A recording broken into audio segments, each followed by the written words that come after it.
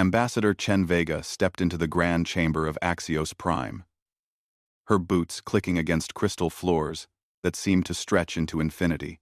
The ceiling above showed the swirling colors of 3 nearby nebulae, painting everything in shades of purple and gold.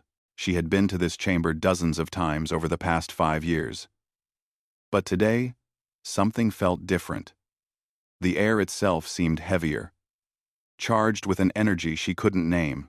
The 7 species of the Galactic Concordat were already seated in their designated sections. The towering Cathaxi, with their 4 arms and metallic skin. The flowing, almost liquid Varani who communicated through color changes. The insectoid Zrix, clicking and chittering among themselves. Chen had learned to read them all over her years as Earth's representative. Today, none of them would meet her eyes. Ambassador Vega.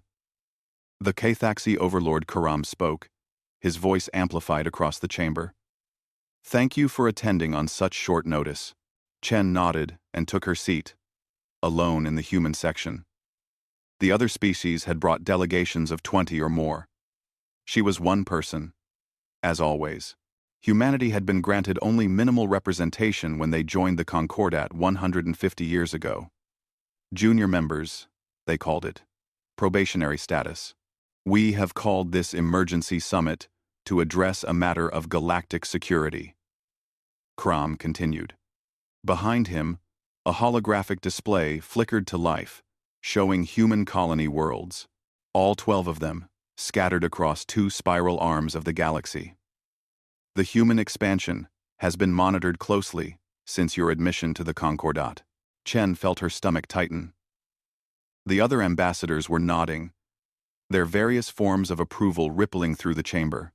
In the past century, humanity has established 12 colonies. A Varani representative added, its body shifting to angry reds and oranges. Your population growth exceeds all projections. Your technological advancement is unprecedented. Your military buildup is concerning.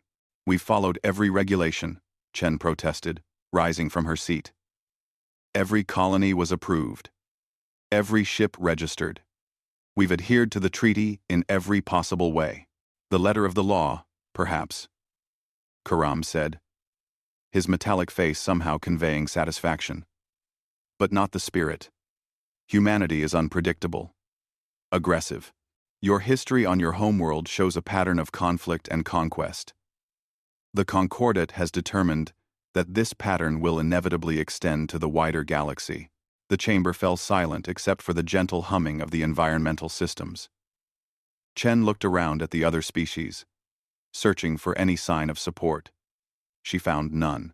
After extensive deliberation and unanimous agreement among the founding species, Karam announced, the Concordat has voted to implement protective quarantine protocol regarding the human species. The words hit Chen like a physical blow. She knew that protocol. Every species knew it. It had been used only twice in Concordat history, both times against species that posed an existential threat to galactic peace. You can't be serious, Chen whispered. Effective immediately, all human colonies outside your home system will be placed under Concordat administration. Kram continued as if she hadn't spoken. All human vessels beyond Earth orbit will be impounded and dismantled. Humanity will be confined to your solar system until such time as the Concordat determines you are ready for galactic citizenship. This is estimated to take between 500 and 1,000 years. The holographic display changed, showing Concordat battle fleets already in position around every human world. Chen felt her hands begin to shake. Not with fear, though that was there too. Something else. Something that had been sleeping in her chest for years, coiled tight and waiting.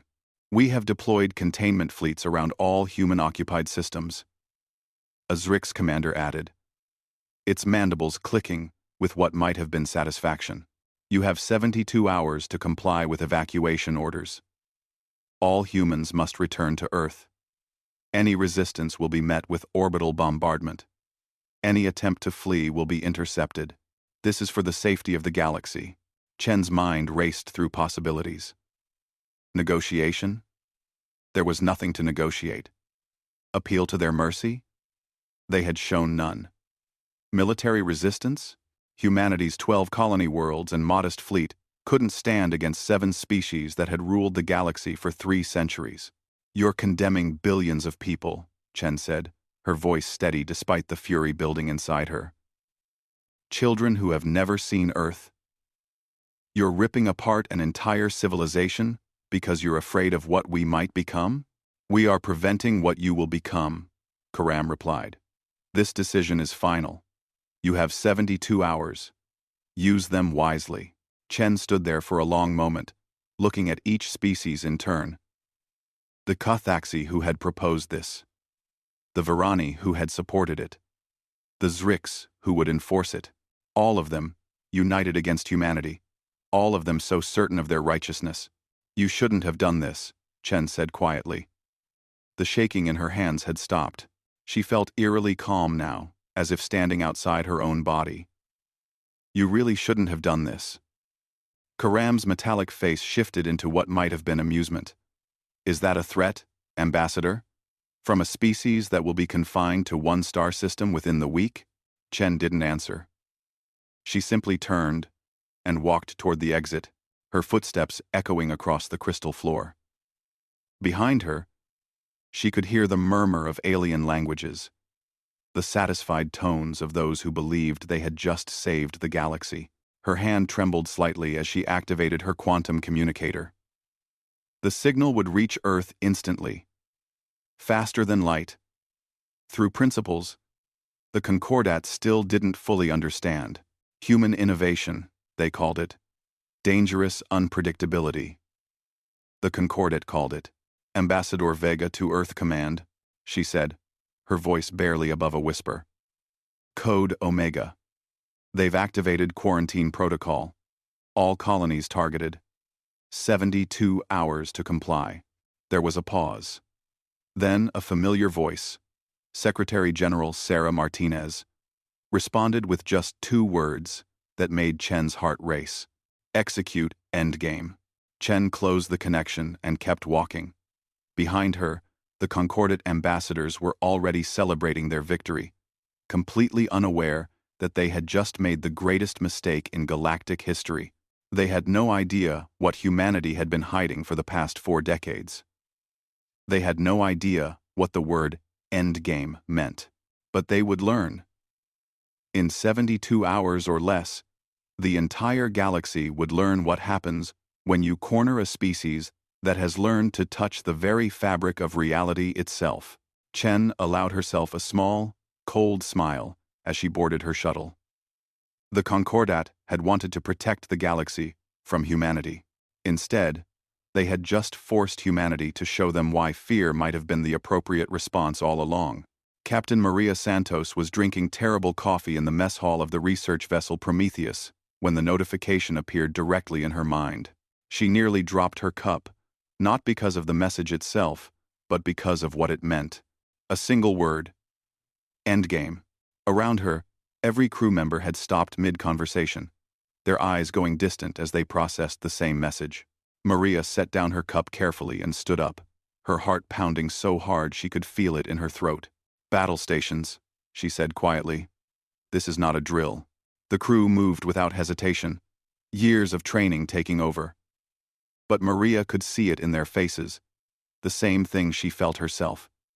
Fear, hope, and a terrible sense of inevitability. She made her way to the bridge, her fingers trembling slightly as she authenticated her command codes. The main view screen flickered to life, showing the encrypted message from Earth Command, confirmation of what she already knew. The Concordat had betrayed them. The containment fleets were already in position, and humanity had just activated their last resort. Maria thought back to 4 decades ago, when she had been a young physics student at the New Beijing University. She remembered the day Professor Chen had called his top students into a classified lab deep beneath the campus. What they had shown her that day had changed everything she thought she knew about the universe. The primordial equation, that's what they called it. Though calling it an equation seemed laughably inadequate. It was more like a key, a pattern written into the quantum foam of space-time itself. Not created by any species or civilization, but somehow fundamental to reality, as basic as gravity or electromagnetism but infinitely more powerful. Professor Chen had explained it in hushed, almost reverent tones. The universe, at its most basic level, was probabilistic. Every quantum event could go multiple ways, and something had to determine which way it went. For billions of years, that something had been random chance, pure probability playing out across infinite possibilities. But the equation changed that. It allowed a species to essentially vote on how probability collapsed, to tilt the universe in their favor, making the improbable likely and the impossible merely difficult. The catch was that it required consensus. Not majority rule, not democratic voting, but true consensus.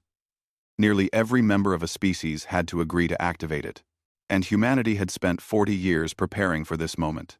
Maria pulled up her command console and accessed the global network. Every human alive carried a quantum implant, disguised as medical enhancement technology.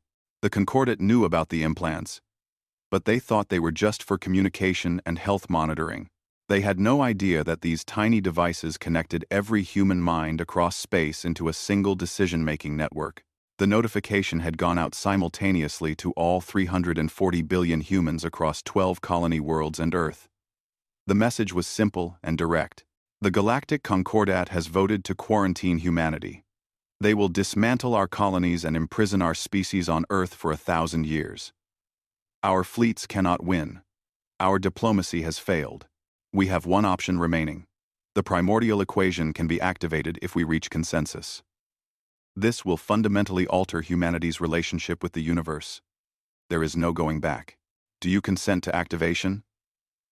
Yes or no? Maria watched the numbers scroll across her screen. In the first hour, only 30% had responded. The yes votes were ahead, but not by much.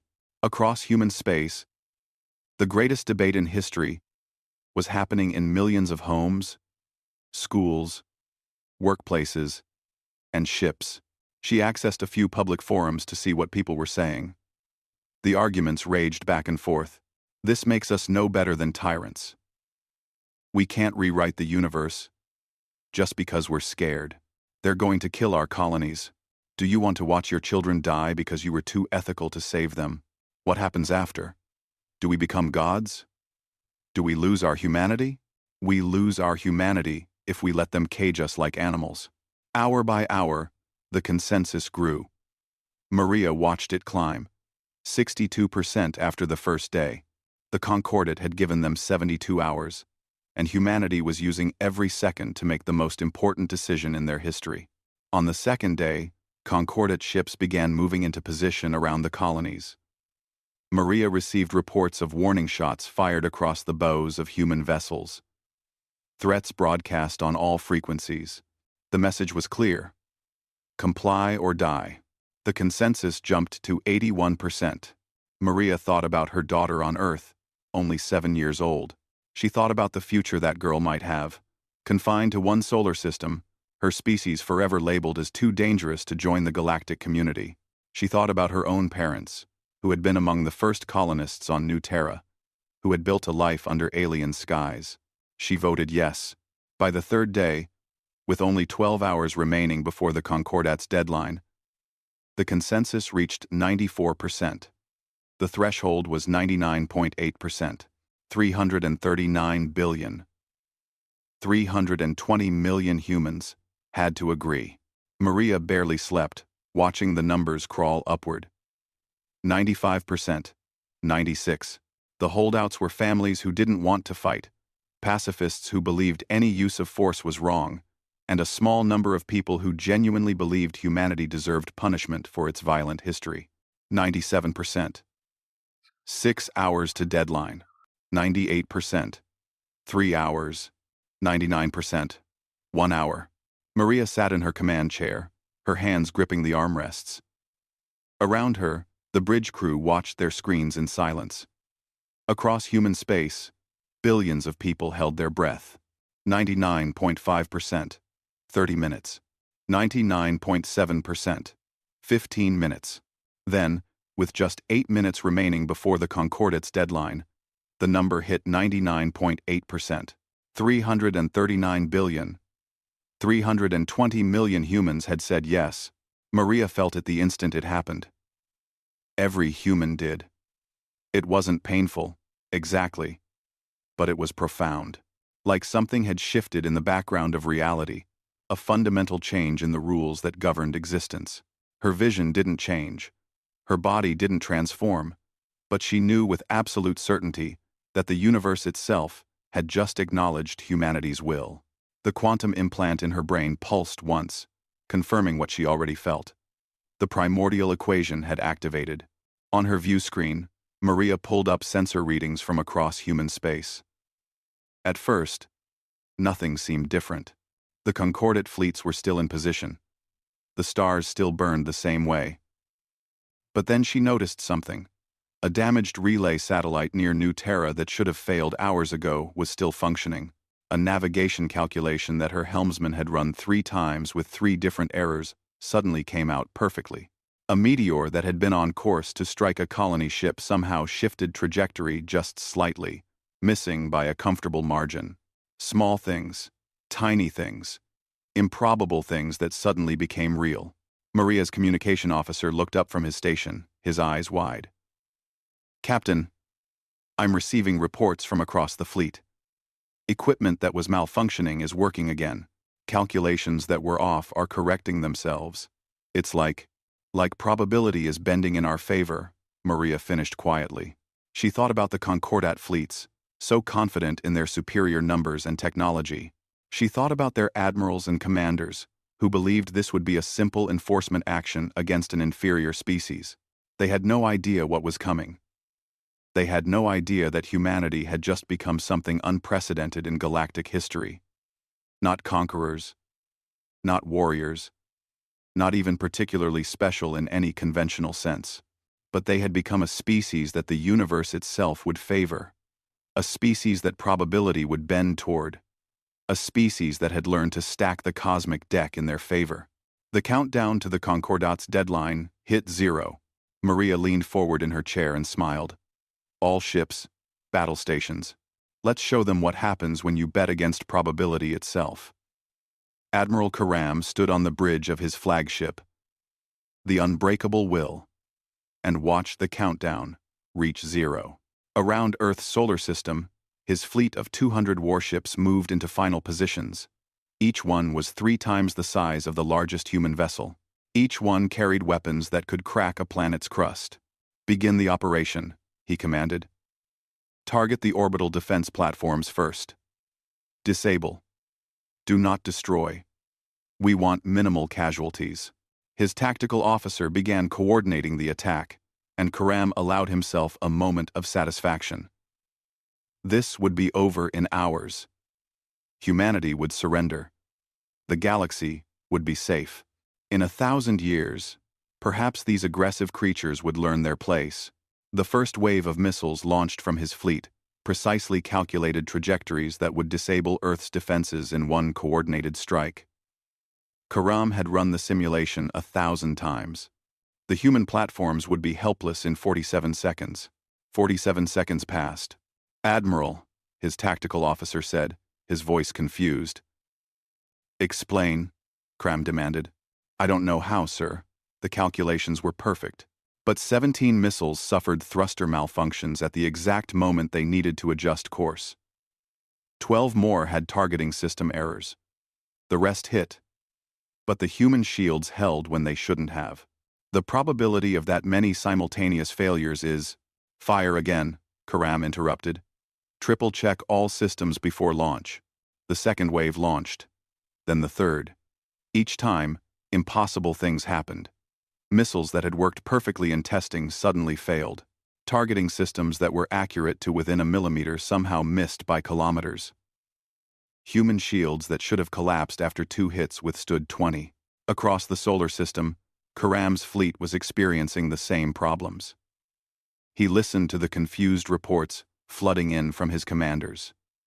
Equipment failures. Calculation errors. Improbable malfunctions.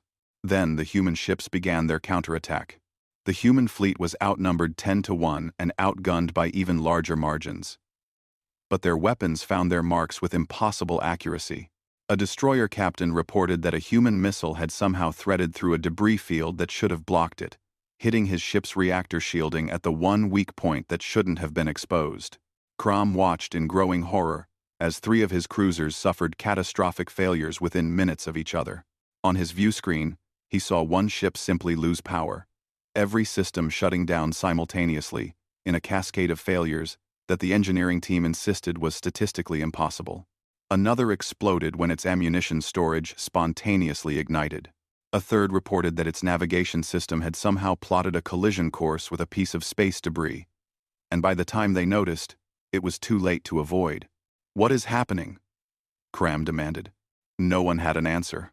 On the Prometheus, Captain Maria Santos watched her tactical display with a mixture of awe and terror.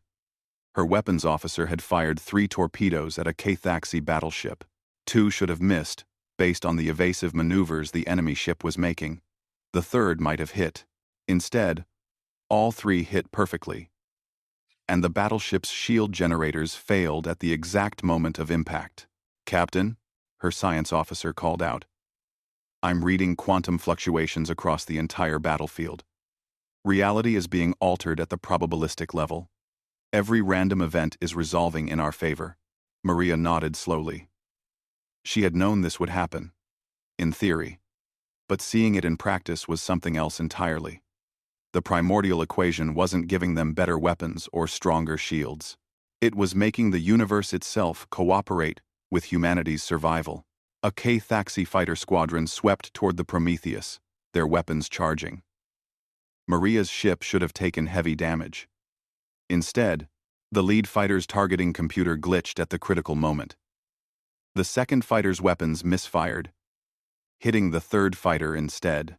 The fourth fighter's pilot made a calculation error and veered off course, crashing into the fifth. It was like watching the universe cheat on humanity's behalf. Reports flooded in from across human space.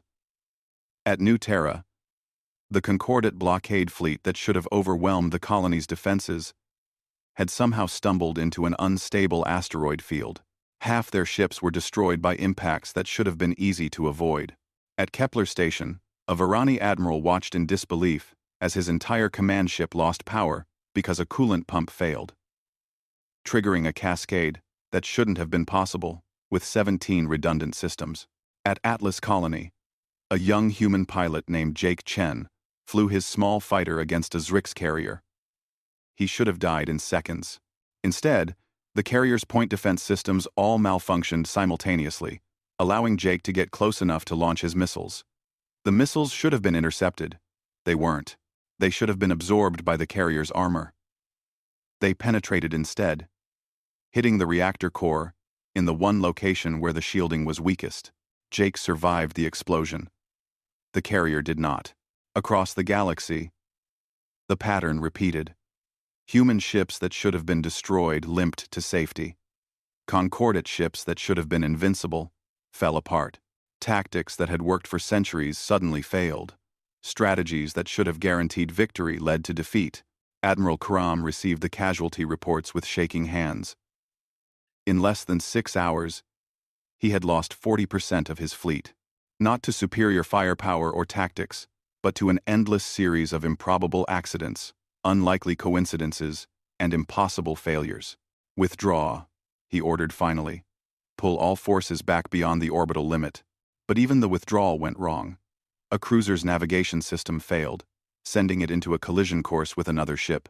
A destroyer's engines overloaded during the retreat, stranding it in human weapons range. A battleship somehow managed to plot a jump to faster than light that put it directly into a star system's gravity well, tearing the ship apart. By the time Karam's remaining ships reached a safe distance, he had lost half his fleet. Not a single human colony had fallen. Not a single human ship had been destroyed. He sat in his command chair, staring at the tactical display, and finally understood the terrible truth. Humanity hadn't built better weapons. They hadn't developed superior tactics. They had done something far more profound and terrifying. They had made the universe itself pick sides. Kram sent an encrypted message to the Concordat Council, his hands trembling as he composed it. Emergency withdrawal from all human systems. Request immediate scientific analysis. The humans have done something to reality itself. Fighting them isn't like fighting an enemy fleet. It's like fighting the fundamental laws of physics. Every random event favors them. Every probability resolves in their direction. We can't win this war, because the universe itself won't let us. Light years away, in a secure facility on Earth, Dr. James Walker watched the same battle reports. He was the scientist who had discovered the primordial equation 4 decades ago. He had spent years studying it, testing it, understanding it. He had always known what it could do, in theory. But theory and practice were very different things. He pulled up the global consensus network and began composing a message to all of humanity. "We need to talk about what we've become," he wrote. "We need to talk about whether beings who can bend probability itself should be trusted with this power. We need to talk about what happens next." But even as he wrote it, he knew the truth. The Concordat had forced humanity's hand. They had made humans choose between submission and ascension.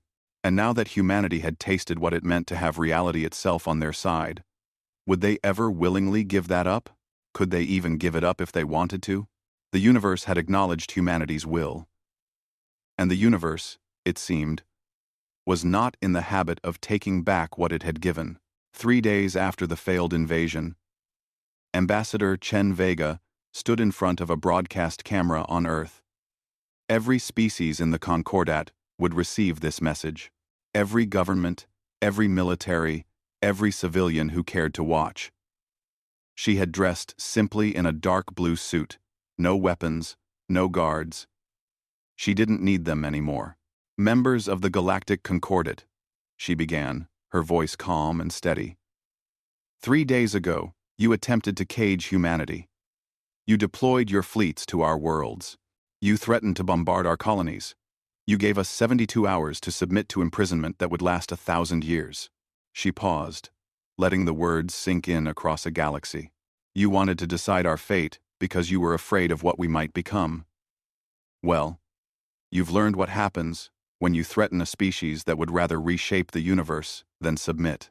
We didn't want this power. We hoped we would never need to use it. But you forced our hand." Chen's expression hardened. "Here are our terms. Withdraw all Concordat forces from human space immediately. Acknowledge humanity as an equal member of the galactic community with full rights and representation. Pay reparations for the damage your invasion attempt caused. And never, ever, threaten us again." She leaned closer to the camera. "We are being merciful. We could will you out of existence. We could make every ship in your fleets suffer catastrophic failure. We could turn the very stars against you. But we won't. Not unless you force us to. This is your one chance to accept peace. I suggest you take it." The broadcast ended, and Chen walked away from the camera, feeling the weight of 340 billion lives on her shoulders. Behind her, Secretary General Martinez stepped forward, her face grave. "The Concordat Council has requested an emergency meeting," Martinez said. "They want to negotiate." "Good," Chen replied. "Let them sweat for a while first." But not everyone on Earth was celebrating humanity's victory. Dr. James Walker stood in a crowded auditorium at the New Beijing University, facing hundreds of fellow scientists, philosophers, and concerned citizens. The debate had been raging for days across every human world. And this meeting was being broadcast to billions. "We need to talk about what we've become," Walker said, his voice amplified across the room. "Yes, we survived. Yes, we protected our colonies. But at what cost? We have made ourselves into something unprecedented. We can bend probability itself. The universe favors us in every random event. That kind of power should terrify us." A woman in the front row stood up. Would you prefer we had submitted? Let them cage us for 1,000 years? No, Walker replied.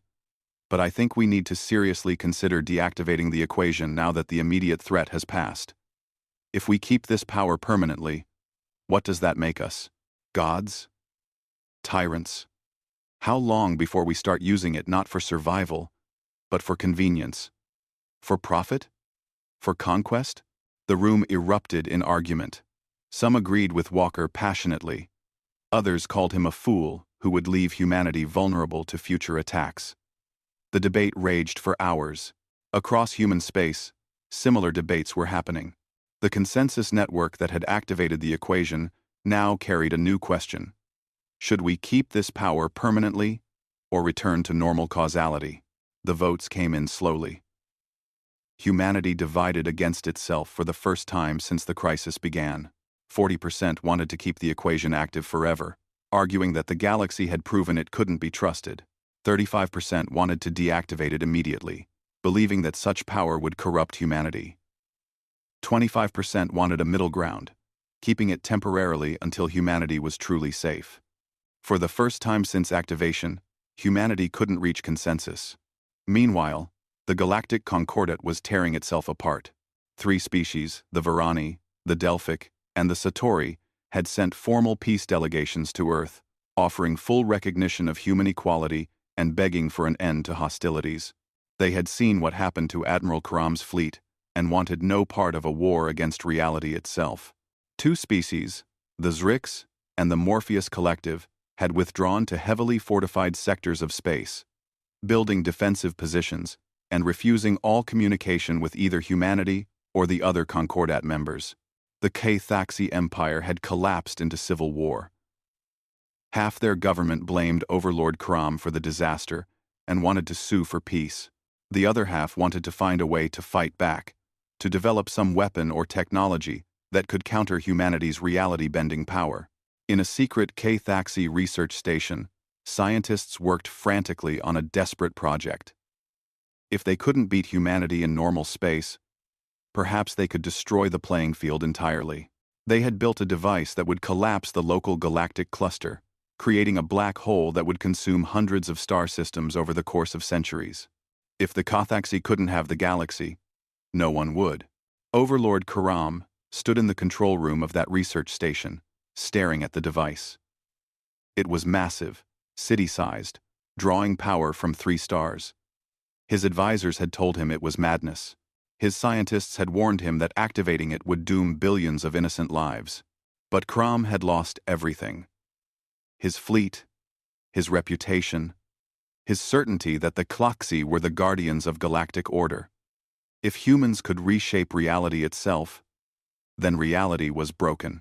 Better to end it all than live in a universe where such power existed.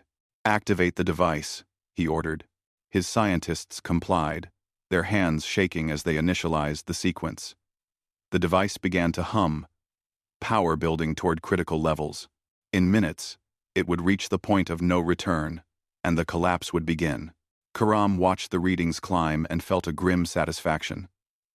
At least humanity would die with everyone else.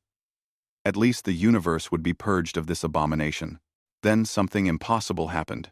Every single component of the device failed simultaneously. Power couplings that had redundancy upon redundancy all shut down at exactly the same moment. Containment fields that should have been stable collapsed in perfect synchronization. The cooling systems that had worked flawlessly for months suddenly overheated.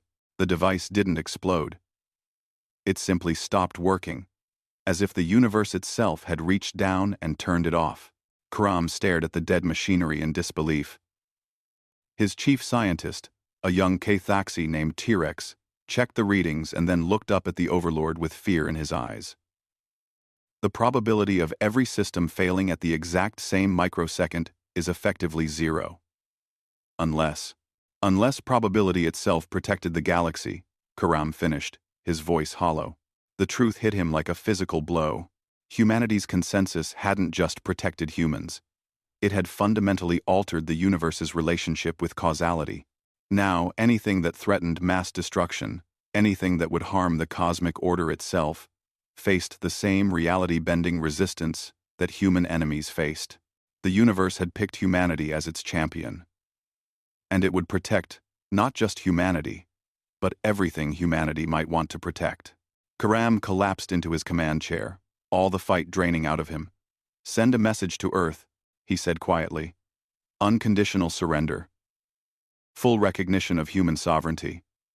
Whatever they want." Light years away, Ambassador Chen received the message with a mixture of relief and sadness. She had won. Humanity had won. But at what cost? And what would humanity become now that they held power that even the universe itself enforced? She thought about Dr. Walker's words, about the debate raging across human space. But as she looked at the reports of concordate fleets withdrawing, of species that had threatened humanity now begging for peace, she knew the truth. Humanity would never willingly give up this power. Not now, possibly not ever. The universe had given them a gift, and they had accepted it. For better or worse, humanity had ascended to something new.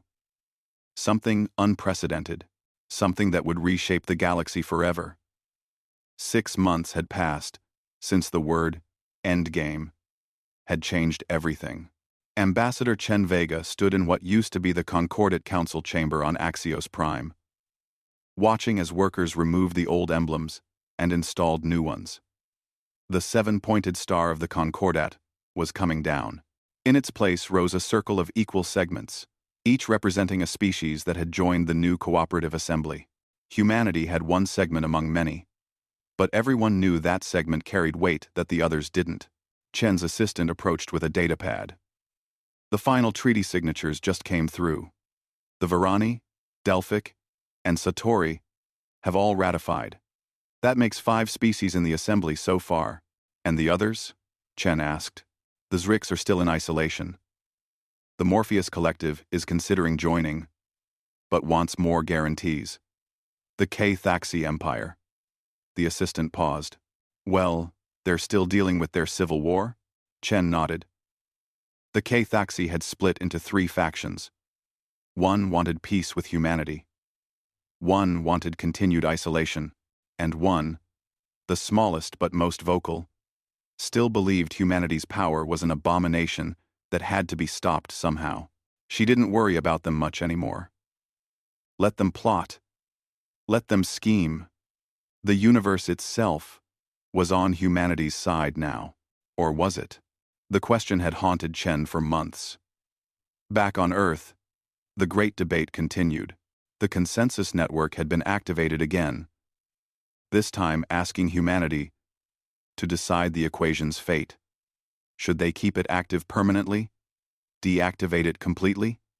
Find some middle ground? For weeks, the votes had been split almost evenly. 40% for permanent activation, 35% for deactivation, 25% for a compromise. Without reaching the 95% threshold needed for a decision, the equation remained in its current state, active but flickering, like a light switch that wasn't quite flipped all the way. Chen pulled up the global statistics on her personal display. The equation's power had started to fade slightly. Probability still favored humanity, but not as dramatically as in those first days. Ships still had good luck, and enemies still had bad. But the effect was weaker, more subtle. Dr. James Walker had explained it in his latest broadcast. The equation requires consensus to maintain full power. With humanity divided, it's defaulting to a reduced state. We're still protected, but not invincible. Chen had watched that broadcast with mixed feelings. Part of her agreed. Absolute power was dangerous. The flickering, reduced equation meant humanity still had an edge but couldn't simply will their enemies out of existence. But another part of her remembered those first desperate hours, watching concordate fleets move against human colonies. She remembered the fear that humanity would be caged forever. Or worse, wiped out entirely. Could they afford to give up the power that had saved them? Her communicator chirped. It was Secretary General Martinez from Earth. Chen, we need you back here. The final vote is happening tomorrow. The Ethics Committee wants your testimony. Chen sighed. I'll take the next transport. 20 hours later, she stood in a packed auditorium in Geneva. The ethics committee had been formed to oversee the equation's use and to guide humanity's decision about its future. Dr. Walker chaired the committee, along with philosophers, scientists, military leaders, and ordinary citizens chosen at random. Ambassador Vega, Walker said from the panel, "You were present when the Concordat declared their intention to quarantine us. You activated the Endgame Protocol. Given everything that's happened since, do you believe we made the right choice?" Chen stood at the podium, aware that billions of humans were watching this testimony. She took a moment to gather her thoughts. "Yes," she said finally. "We made the right choice in that moment. They were going to destroy our colonies. They were going to imprison our species for 1,000 years. We did what we had to do to survive. And going forward," Walker pressed, "should we keep this power?" Chen looked out at the audience, seeing faces young and old, from every continent and colony world. "I don't know," she admitted. "I really don't. The power saved us. But I wonder what it's doing to us. Are we still making decisions based on what's right? Or based on what we can get away with because probability favors us?" A murmur ran through the crowd. "I've noticed something in the past 6 months," Chen continued. "Human merchants are taking bigger risks because they know things will probably work out. Human explorers are going into dangerous territory because the universe bends toward their survival. Human diplomats are making demands they never would have made before. Because, why not? We'll probably get what we want anyway." She paused. "That's not necessarily bad. But it's changing us. We're becoming more confident, yes, but also more arrogant. More willing to push boundaries because we know we'll probably get away with it. Is that who we want to be?" The final vote happened the next day. Every human with a quantum implant received the notification. The question was simple. Regarding the primordial equation: permanent activation, immediate deactivation, or standby protocol. The standby protocol was the compromise. Keep the equation active, but in a reduced state. It would only engage at full power if 95% of humans agreed they faced an existential threat. In peacetime, it would provide minimal advantage, just enough to prevent another betrayal like the Concordats. Not enough to make humanity invincible. The votes came in over 48 hours. Chen watched the numbers from her apartment in Geneva, barely sleeping. Final results: permanent activation, 38%. Immediate deactivation, 32%. Standby protocol, 30%. No option had reached the 60% needed for even a simple majority decision. But something interesting had happened. The standby protocol had gained support from both sides as people realized it offered security without absolute power. Dr. Walker appeared on the global broadcast to announce the outcome. "We don't have consensus," he said, "but we have something almost as valuable. We have a compromise that a significant portion of humanity can accept. The equation will remain in standby mode. We'll keep our edge. We'll stay protected. But we won't become invincible gods who lose touch with what made us human in the first place." Across human space, people accepted the decision with relief. Not everyone was happy, but most agreed it was better than the alternatives. Meanwhile, the galaxy was reorganizing itself around humanity's new status. The Galactic Concordat was officially dissolved. In its place, the Cooperative Assembly held its first session, with humanity represented by Chen Vega as supreme mediator. The position made her uncomfortable. She was one voice among many, but everyone deferred to her, in subtle ways. Everyone knew that antagonizing humanity meant risking the equation's full activation. She used that power carefully. When the Varani proposed a trade agreement that seemed fair, she supported it. When the Zriks requested aid for a humanitarian crisis, humanity helped. When the Kathaxi peace faction asked for assistance rebuilding their shattered government, Chen advocated for mercy. But when a Morpheus Collective ambassador suggested that perhaps humanity should limit their colony expansion for the good of the galaxy, Chen's response was ice cold. "We will expand wherever we choose," she said quietly. "We will build what we want. We will live how we see fit. The days of other species dictating humanity's path are over. Try to cage us again, and you'll remember what happened to the last fleet that tried." The Morpheus ambassador had backed down immediately. 1 year after the endgame activation, Captain Maria Santos commanded the first human deep space exploration fleet beyond charted space. Her orders were simple. Go farther than any human had ever gone. Find new worlds, new resources, new possibilities. The Prometheus and her sister ships jumped beyond the galactic rim into territory no concordate species had ever explored. It was dangerous. It was unknown. But Maria's crew faced the darkness with confidence, not because they were invincible. The standby protocol meant they could still fail, could still die if they were careless enough, but they knew that when it truly mattered, when their survival hung in the balance, the universe itself would bend slightly in their favor. That was enough.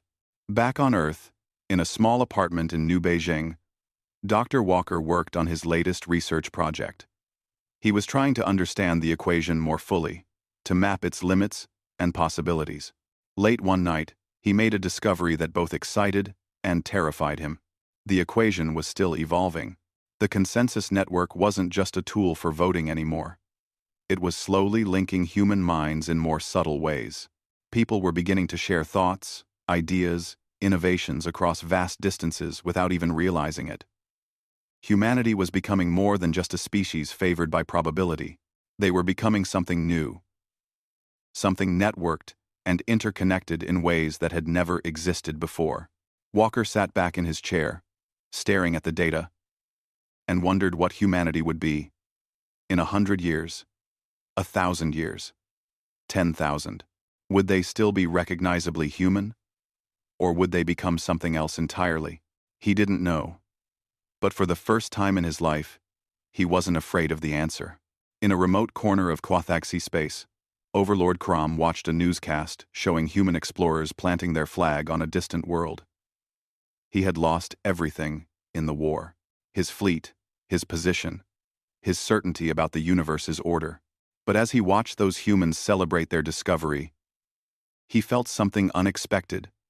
Not hatred, not fear, but something almost like hope. If humans could reshape their relationship with the universe itself, maybe anything was possible. Maybe the galaxy wasn't as fixed and rigid as the Concordat had always believed. Maybe change, even terrifying change, was what the universe had been waiting for all along. He turned off the broadcast and looked out at the stars. Somewhere out there, humanity was spreading, growing, evolving into something unprecedented. The rest of the galaxy would have to evolve too, or be left behind. The old order was dead. The age of the Concordat had ended. A new dawn had come, carried on the backs of a species that had refused to be caged. A species that had looked at the universe itself and said, "No, not this time. Never again." And the universe, in its infinite complexity, had listened.